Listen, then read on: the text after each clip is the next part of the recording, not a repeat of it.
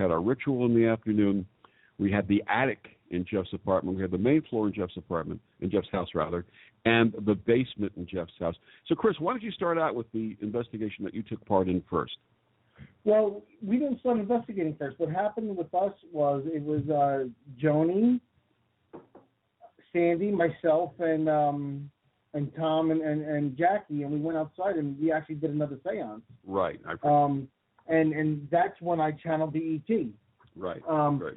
I think it would be better for Tom to talk about that because, you know, he was the one who actually led that seance. He was in charge. He's the lead investigator, and I was in the channel state, so he would be much better to ask questions to than myself. So, Tom? Absolutely. Yeah, absolutely. So we went outside. We started just doing some regular EVP work, and Chris said, "Okay, here's what we're going to do. I'm going to channel." Okay, I've seen it before. Let's go. So we get started.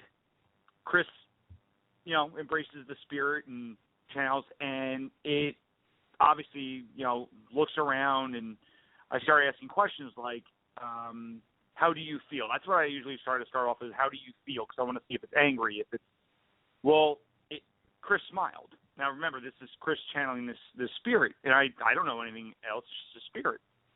I'm thinking maybe Wonka Tonka is going to come back out. And I started asking more questions like, are you a Native American?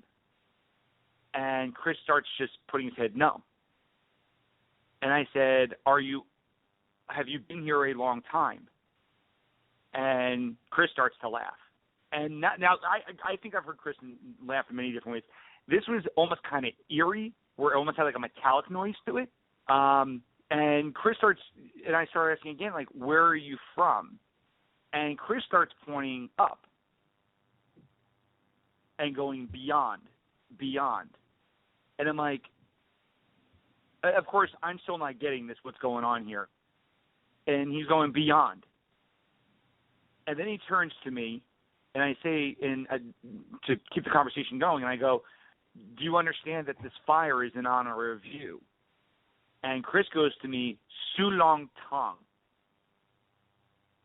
And I'm like, is that your name? And he repeated it again, Su Long Tong. Now, I tried doing research. I can't find anything to match that anywhere.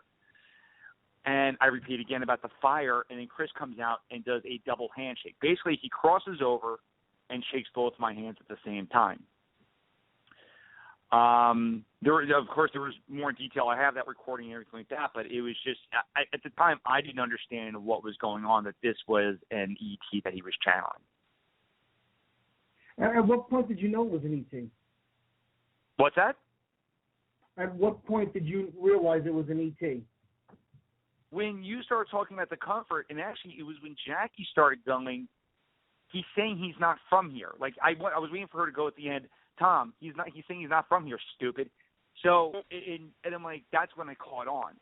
And then when you came out and was saying how easy it was to channel, like there was no fight, it was just completely easy. And then you start bringing up about the energy that you were feeling.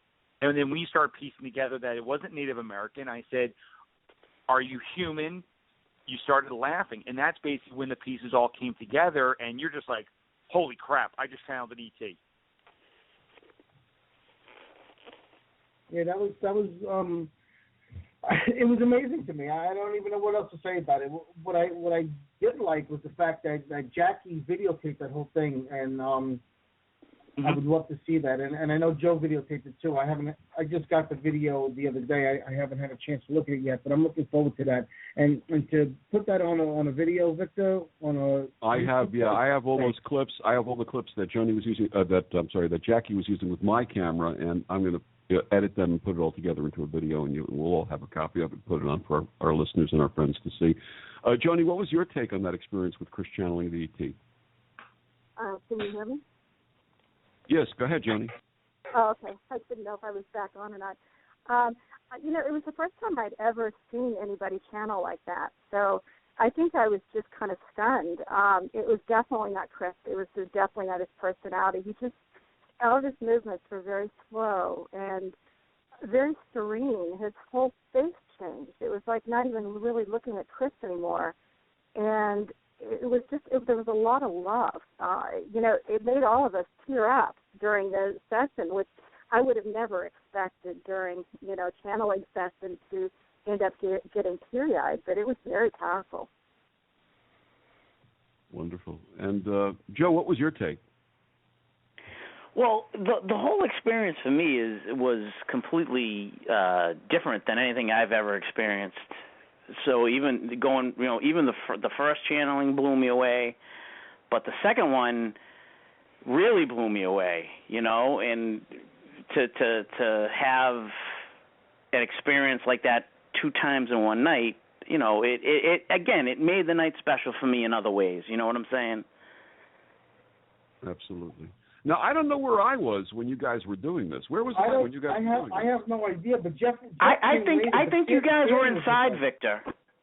I think you guys were inside. It was kind of like an impromptu thing. We were just like, I was trying to split myself between the 2 groups, and I unfortunately never got a chance to shadow you guys because I wanted to capture you guys on video as well.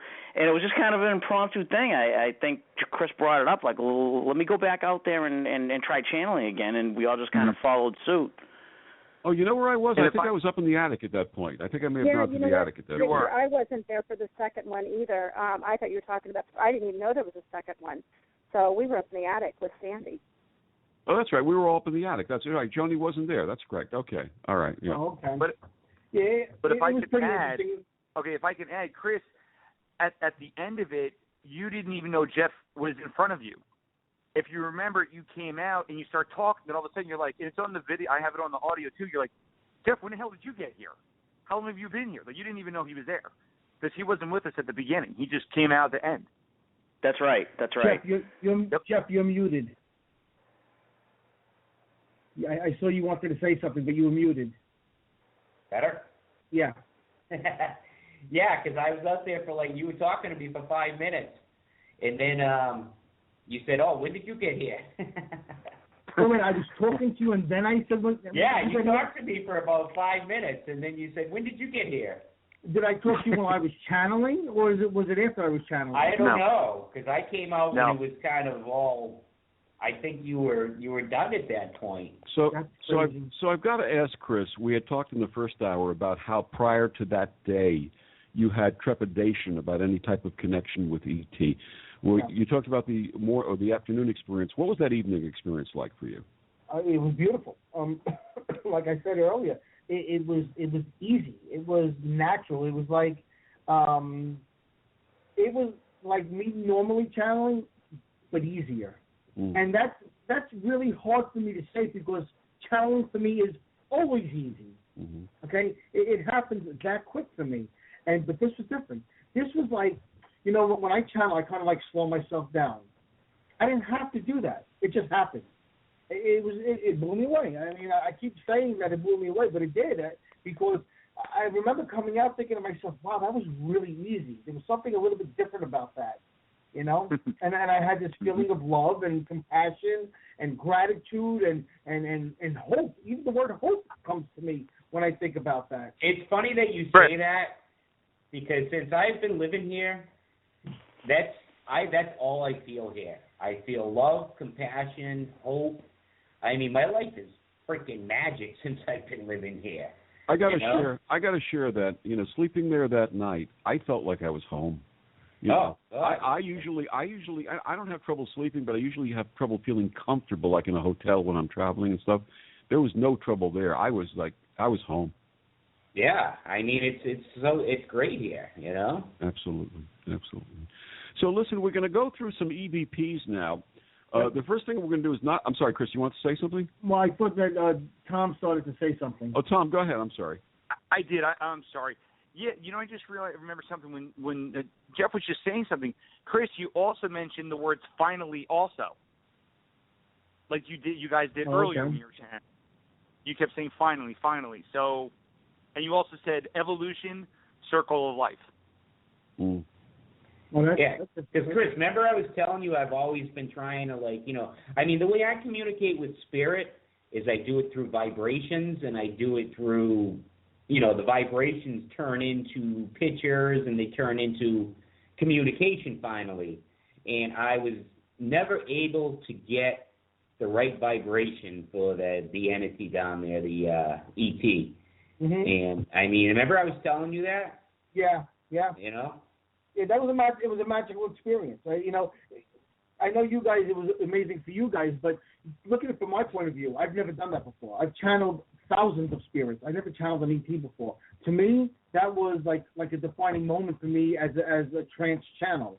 So I'm so grateful that I was there and I had the opportunity to do it. And I think it also opened you to unlimited possibility, Chris. I think that's the real word there, unlimited possibility, that you now don't have to resist anything that comes through because you have the ability to process it without any difficulty. And I think that's really important to acknowledge for yourself. Well said, and I agree with you. I agree with you completely, Victor. So now the EVPs, before we do the EVPs, there was one session outside earlier in the afternoon, which we didn't get to, where everyone was doing an EVP session. Chris has a special recorder, which you can't get anymore.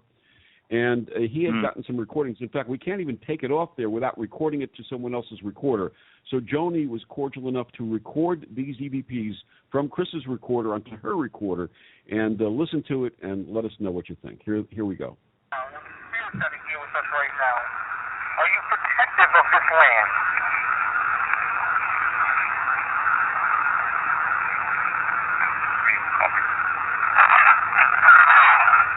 Is there any message you would like to give us?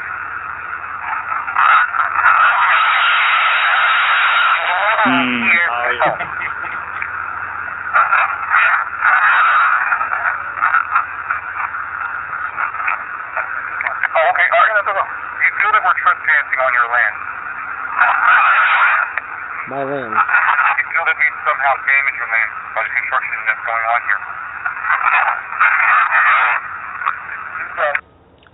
Okay, so that was a little bit distorted because that's the way it comes through on that recorder. Mm-hmm. Everybody's takeaway, what did you guys think?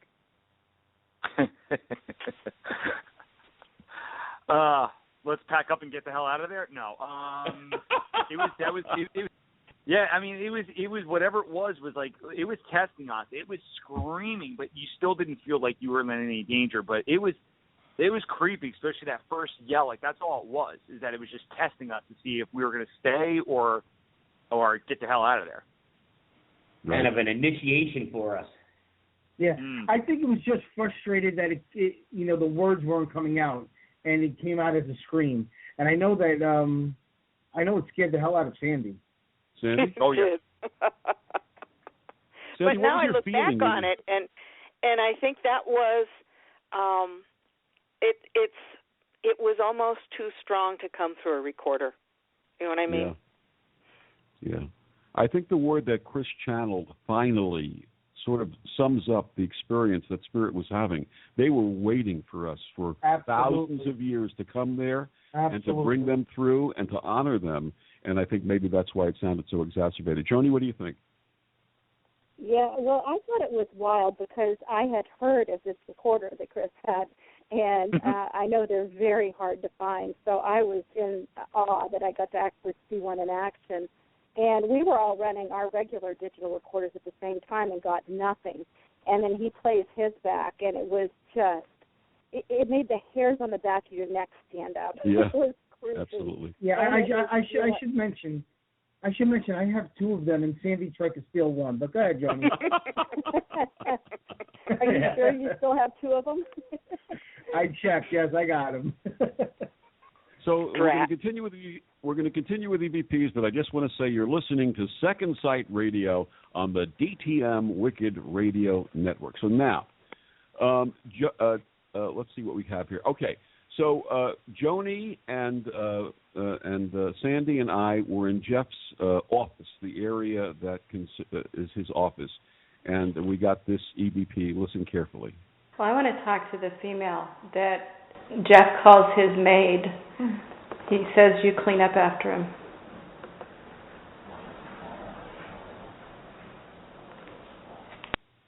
I'm going to play that one more time. You have about 2 seconds after Joni says after him, you're going to hear something. I'm going to turn it up to maximum volume at that point. Do you know what he's saying? If you do, you should let the people know this way they can try and hear for it. Joni, what do you think it was saying? I've already forgotten.